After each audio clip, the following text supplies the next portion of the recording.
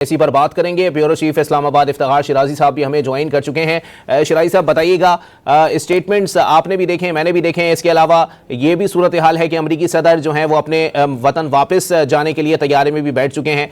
क्या कहेंगे, क्या लगता है, बॉडी लैंग्वेज से क्या सूरत हाल डिस्क्राइब की जा सकती है? जी शिराजी साहब,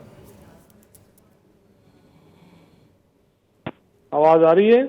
जी जी, तो बड़ी मायूस कुन सूरत हाल है इस वक्त, क्योंकि इस मुज़ाकराती अमल से बड़ी उम्मीदें जुड़ी थी और इसमें कोई शक नहीं है कि इस 40 रोज़ा जंग से पूरी दुनिया शदीद मुतासर हुई है माशी ग्राउंड के ऊपर, और बिलखसूस गल्फ कंट्रीज, खुद ईरान में आप देखें कि वहाँ पे किस तरह अमवात हुई, वहाँ पे किस तरह इंफ्रास्ट्रक्चर को तबाह किया गया। और ख्याल ये था कि ये जो जंग बंदी हुई है 15 रोज़ा, ये एक अच्छा जस्टर है। उसके बाद ट्रेड ऑफ हॉर्मस खुलेगी, दुनिया में सप्लाई चेन जो है एनर्जी की वो बहाल हो जाएगी। और उसके बाद क्योंकि दोनों मुल्क पहले भी 2 बार डायलॉग टेबल पे बैठे हैं और हमें लग रहा था कि अब सेंस प्रिवेल कर रही है और अल्टीमेटली दोनों ममालिक ने ये फैसला कर लिया है कि गुफ्तगू के जरिए मामलात को निपटा दिया जाए। लेकिन बड़ी हैरान कुन बात है कि कल की पूरी निगोशिएशन दिन भर की, उसमें किसी एक सेटलमेंट की तरफ नहीं जा सके दोनों ममालिक। अब देखना ये है कि ये तो एक तरफ का मौक़िफ़ है जो जीडी वैन साहब ने पेश किया कि उनके मुतालबात तस्लीम नहीं किए गए। अब देखना ये है कि ईरान की जानिब से क्या कहा जाता है, वो क्या बताते हैं, उनके कौन से जायज़ मुतालबात है जिनको अमेरिका सुनने के लिए तैयार नहीं था। तो पहले भी हम बात कर रहे थे कि ये दोनों तरफ से लचक दिखाई जाएगी तो फिर जाके कहीं जो है वो किसी एग्रीमेंट के इम्कानात हैं। अगर फरीकैन अपने अपने मौक़िफ़ पे डटे रहेंगे तो फिर तो हम पहले ही कह रहे थे कि जो दोनों तरफ से डिमांड लिस्ट है वो इतनी सख्त है, इतनी एग्रेसिव है कि फिर मुमकिन नहीं है कि ये एग्रीमेंट हो पाए। तो अभी तो ये तासुर हमें मिला है कि दोनों फरीकैन अपनी पोजीशन छोड़ने के लिए हरगिज़ तैयार नहीं है। तो अगर ऐसा है तो फिर तो लग रहा है कि बड़ी मुश्किल हो जाएगी। और वो जाते जाते जो स्टेटमेंट दे के जा रहे हैं वो तो फिर अगेन दुनिया को डिस्टर्ब कर रही है। मुझे लगता है कि कल के रोज़ जब स्टॉक मार्केट्स खुलेंगी तो वहाँ पर भी मनफी रुझान होगा और फिर हमें ऑयल प्राइसेस ऊपर जाती नज़र आएंगी और एक कशीदगी की फिजा दोबारा से बहाल हो जाएगी, जो कि किसी सूरत भी दुरुस्त नहीं है। अब देखना ये है कि पाकिस्तान ऐसा मुल्क है जिसने एक सालिस का रोल प्ले किया है। अब हमें ये भी देखना है कि पाकिस्तानी क़यादत किस मौक़िफ़ के साथ सामने आती है, क्योंकि बताया जा रहा है कि शायद इस सारे प्रोसेस के अंदर फील्ड मार्शल साहब या डिप्टी प्राइम मिनिस्टर, वज़ीर ख़ारजा शरीक रहे हैं। तो अगर वो आई विटनेस अकाउंट है तो वो भी बताएंगे यकीनी तौर पे कि ये सारा अमल कैसे आगे बढ़ा और ये किसी एग्रीमेंट तक क्यों नहीं, या कम अज़ कम एक अंडरस्टैंडिंग। क्योंकि हम पहले भी ये बात कर रहे थे कि इतने बड़े तनाज़ात को एक दिन में तो हल नहीं किया जा सकता, ये टाइम टेकिंग प्रोसेस होगा और वक्त लगेगा। और ख्याल शायद ये भी था कि पहले मरहले में एक अंडरस्टैंडिंग डेवलप करके उसके बाद वर्किंग ग्रुप बना दिए जाए और फिर उसके बाद चीज़ों को आगे लेके जाया जाए।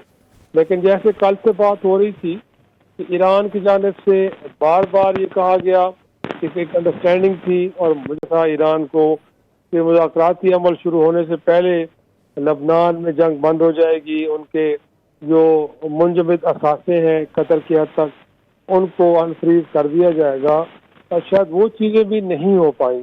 तो हमें कल शाम में ही लग रहा था कि कहीं एक तातुल की फिजा मौजूद है, कहीं चीज़ें आगे बढ़ नहीं रही। तो मुझे लगता है कि जब ईरानी मौक़िफ़ हमारे सामने आएगा तो हमें इससे और ज़्यादा क्लैरिटी मिलेगी कि ये किस फरीक की हठधर्मी थी या अपने नुक्ते पेड़े रहने की वजह थी कि एक अंडरस्टैंडिंग और एक पॉजिटिविटी इस मुज़ाकराती अमल में नहीं आ सकी, और जो पूरी दुनिया उम्मीद कर रही थी कि चीज़ें बेहतर अंदाज में आगे बढ़ें और ये मामला गुफ्तगू के जरिए हल हो जाए, वो नहीं हो पाया। तो ये जस्ट वेट एंड सी, क्योंकि this one side of the story और दूसरी जो साइड ऑफ द स्टोरी है वो भी हम आना बाकी है। उसमें हम मवाजना करेंगे कि किस फरीक ने इस प्रोसेस को कामयाब नहीं होने दिया। जी लेकिन शिराई साहब ये भी बताइएगा कि वाज़े तौर पर यह भी एक तासुर दिया जा रहा था कि अगर अमरीकी नायब सदर जो हैं वो तैयारे में बैठ गए हैं, इसका मतलब है पहले से ही कोई बात हो, जो है किसी मामला जो हैं वो किसी हद तक तय हो चुके हैं, इसलिए वो जो हैं वो नेगोशिएट करने के लिए इस तमाम तर सूरत हाल को आ रहे हैं।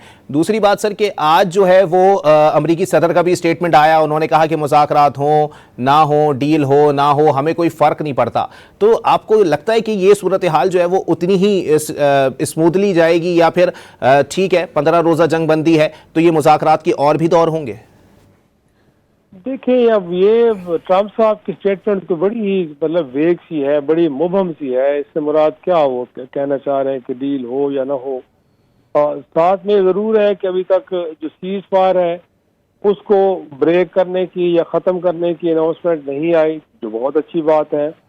और साथ में ये कि अगर वहाँ से स्टेटमेंट आई है कि दोबारा हम हमले शुरू करने नहीं जा रहे, तो भी अच्छी बात है। लेकिन ऐसा तो नहीं है कि गुफ्तगू किए बगैर इस मसले को हल कर लिया जाएगा। स्ट्रेट ऑफ हॉर्मज़ से कल अगर के 2 अमरीकी जहाज गुजरे हैं और कहा जा रहा है कि वो भी शायद कोई लैंड माइंस को और अंडर सी जो थी उनको साफ करने वाले जहाज थे। और एक आध जहाज ऐसा था कि जिसको ईरानी पाकिस्तान इनकलाब ने वार्निंग दी और उसको वापस जाना पड़ा।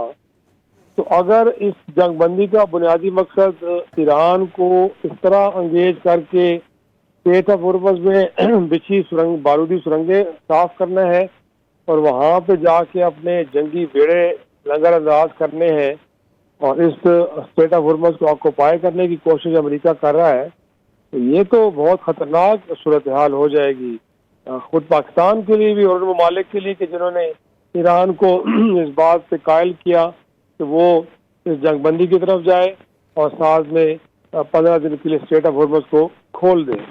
तो हमें तो इस वक्त ये तासर मिल रहा है कि ये भी एक स्मार्ट मूव था अमेरिका का कि 15 दिन का पॉज लेके तो वो स्ट्रेट ऑफ हॉर्मज़ को क्लेवरली ऑक्यूपाई करके उसे खोलना चाहता है, जो कि अगेन एक बड़ा खतरनाक एग्जाम है।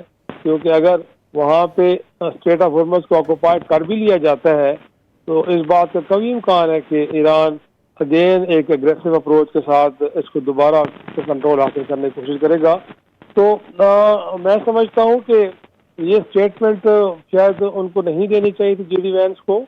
और इतना बड़ा तनाज़ा है, कोई भी दुनिया का मुल्क ये उम्मीद नहीं कर रहा था कि ये एक रात के अंदर मसला हल हो जाएगा।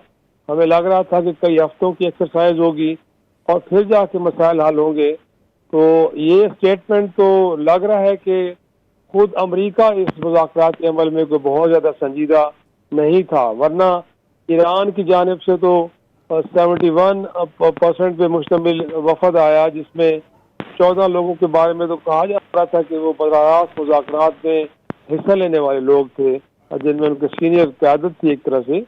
तो ये तासुर जो जा रहा है इस वक्त मेरे हिसाब से, मेरी नाक़िस राय में, वो ये जा रहा है कि अमेरिका ने इस सारी जंग के अंदर एक बड़ा बाय डिज़ाइन पॉज लिया है और इस पॉज के बाद शायद ऐसा ना हो कि फिर वहाँ पे एक अग्रेशन हमें देखने को मिले। और तो जाहिर सी बात है ये परेशान कुन सूरत हाल है और पूरी दुनिया इस पे मुतफक्किर होगी कि ये इस्लामाबाद टॉक्स किसी नतीजे पे पहुंचे बगैर ख़त्म भी हुई और साथ में यहाँ से जाते जाते अमेरिका के नायब सदर ने कोई मुस्बत तामीरी स्टेटमेंट भी नहीं दी।